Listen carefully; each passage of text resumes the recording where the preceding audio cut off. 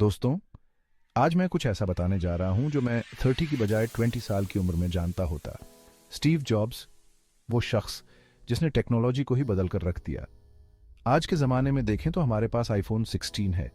आइए उस शख्स, उस किंवदंती को सलाम करें।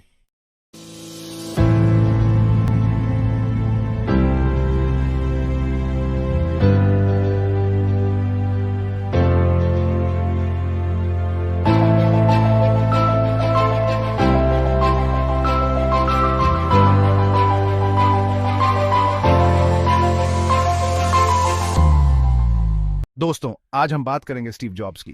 क्या आप जानते हैं कि 20 साल की उम्र में क्या काश मैं जानता होता? चलिए एक साथ चलते हैं स्टीव जॉब्स की जिंदगी के रोमांचक सफर पर। 24 फरवरी 1955 सैन फ्रांसिस्को में जन्मे स्टीव जॉब्स को पॉल और क्लारा जॉब्स ने गोद लिया था। बचपन से ही इलेक्ट्रॉनिक्स में उनकी गहरी दिलचस्पी थी। वो अक्सर गैरेज में गैजेट्स के साथ खेलते रहते थे। जॉब्स की जिंदगी ने एक नया मोड़ लिया जब उन्होंने रीड कॉलेज में दाखिला लिया। हालांकि वो सिर्फ 6 महीने बाद ही ड्रॉप आउट हो गए, लेकिन वहां बिताया समय बेकार नहीं गया। उन्होंने कैलीग्राफी क्लासेस ली, जिसका असर बाद में मैकिन्टॉश की सुंदर टाइपोग्राफी पर दिखा। 1976 में अपने दोस्त स्टीव वॉजनियक के साथ जॉब्स ने उसी गैरेज में एप्पल की शुरुआत की। उनका सपना क्या था? टेक्नोलॉजी को सबके लिए आसान बनाना। इसी जुनून ने एप्पल III, iMac और फिर आईफोन जैसे क्रांतिकारी प्रोडक्ट्स को जन्म दिया। स्टीव जॉब्स की लगातार कुछ नया करने की चाह और आगे की सोचने की काबिलियत ने टेक वर्ल्ड को हमेशा के लिए बदल दिया। तो अगली बार जब आप अपने स्क्रीन को स्वाइप करें, उस शख्स को याद करें जिसने ये सब मुमकिन बनाया। जिज्ञासु बने रहें, कुछ नया करने की भूख रखें। दोस्तों, आज हम बात करेंगे स्टीव जॉब्स की। क्या आप जानते हैं कि 20 साल की उम्र में क्या काश मैं जानता होता? चलिए एक साथ चलते हैं स्टीव जॉब्स की जिंदगी के रोमांचक सफर पर। 24 फरवरी 1955 सैन फ्रांसिस्को में जन्मे स्टीव जॉब्स को पॉल और क्लारा जॉब्स ने गोद लिया था। बचपन से ही इलेक्ट्रॉनिक्स में उनकी गहरी दिलचस्पी थी। वो अक्सर गैरेज में गैजेट्स के साथ खेलते रहते थे।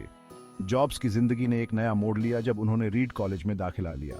हालांकि वो सिर्फ 6 महीने बाद ही ड्रॉप आउट हो गए, लेकिन वहां बिताया समय बेकार नहीं गया।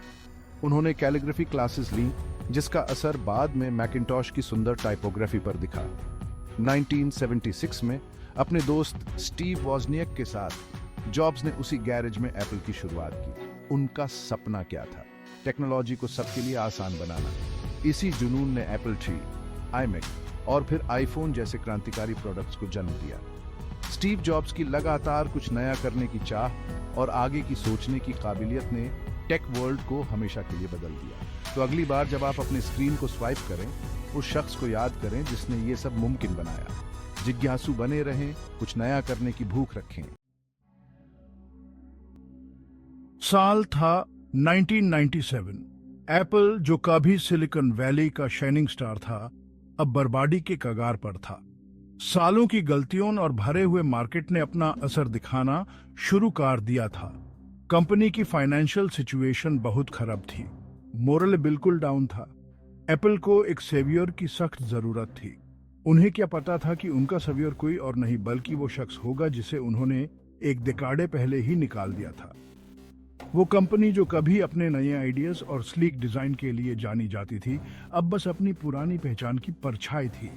प्रोडक्ट्स में कोई नयापन नहीं था। ऑपरेटिंग सिस्टम जो कभी रेवोल्यूशनरी था, अब आउटडेटेड लग रहा था।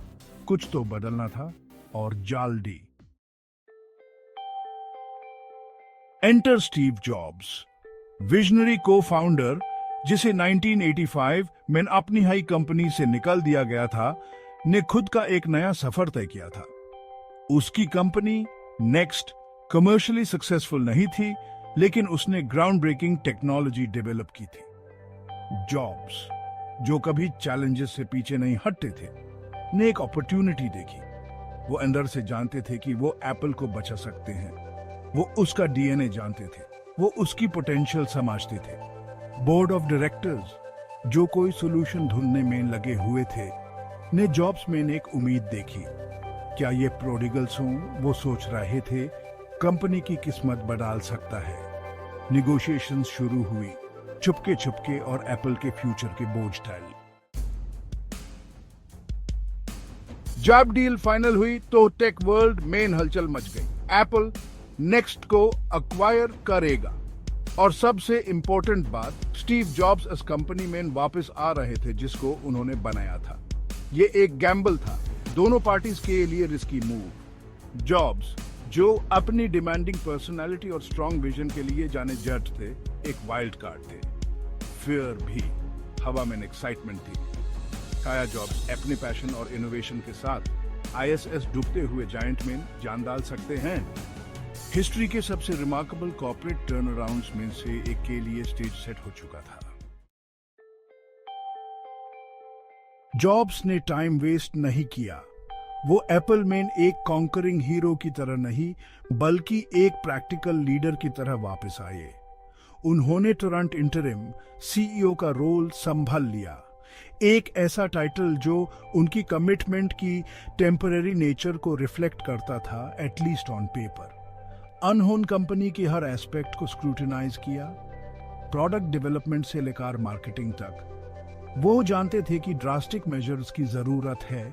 उनका पहला काम था प्रोडक्ट लाइन को स्ट्रीमलाइन करना। एप्पल बहुत ज्यादा प्रोडक्ट्स ऑफर कर रहा था बिना कोई क्लियर आइडेंटिटी के। जॉब्स का मानना था कि फोकस बहुत इंपॉर्टेंट है।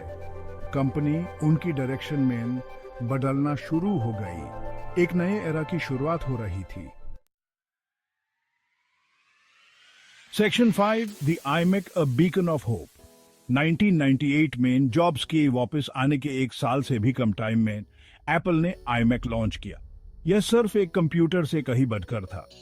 यह एक स्टेटमेंट था, एक ट्रांसलूसेंट कलरफुल केस में iMac मार्केट में आज तक की किसी भी चीज से अलग था। यह उन बेज बॉक्सेस से बिल्कुल अलग था जो पर्सनल कंप्यूटर की पहचान बन गए थे। iMac सिंपल, एलिगेंट और अनडिनाइबली एप्पल था। पब्लिक ने बहुत अच्छा रिस्पॉन्स दिया। यह एक ऐसा कंप्यूटर था जो फंक्शनल भी था और ब्यूटीफुल भी। जॉब्स की आईएसएस बिलीफ का एक एग्जाम्पल की डिजाइन और टेक्नोलॉजी एक दूसरे के बिना अधूरे हैं। iMac एक बहुत बड़ा हिट था, मिलियंस ऑफ यूनिट्स बाइक, और एप्पल के मार्केट शेयर में फिर से जान आ गई। सेक्शन 6, अ स्ट्रीमलाइन विजन। iMac का सक्सेस बस शुरुआत थी।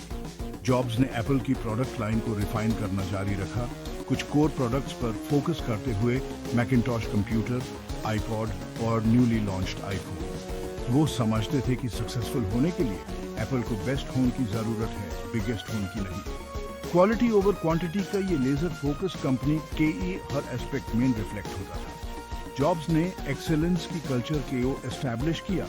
अपनी एम्प्लॉइज से बेस्ट आउटपुट की उम्मीद करते हुए उन्होंने अपनी टीम को इनोवेट करने, डिफरेंटली सोचने और स्टेटस क्वो को चैलेंज करने के लिए प्रेरित किया। उन्होंने एक कोलैबोरेटिव एनवायरनमेंट क्रिएट किया जहां आइडियाज ओपनली शेयर और डिबेट होते थे और सबका goal the truly exceptional products banana. Section 7, beyond the iMac, a legacy forged in you. iMac एक टर्निंग पॉइंट था, लेकिन ये एप्पल के रिसर्जेंस की शुरुआत थी। जॉब्स की लीडरशिप में एप्पल ने एक के बाद एक ग्राउंड ब्रेकिंग प्रोडक्ट्स लॉन्च किए।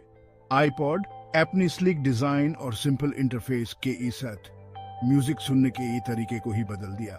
आईफोन के रेवोल्यूशनरी डिवाइस जिसमें फोन, इंटरनेट कम्युनिकेटर और आईपॉड सेबे के साथ दी ने मोबाइल फोन इंडस्ट्री को रिडिफाइन किया दिया। जॉब्स के विजन इंडिविजुअल प्रोडक्ट्स से कहीं आगे था।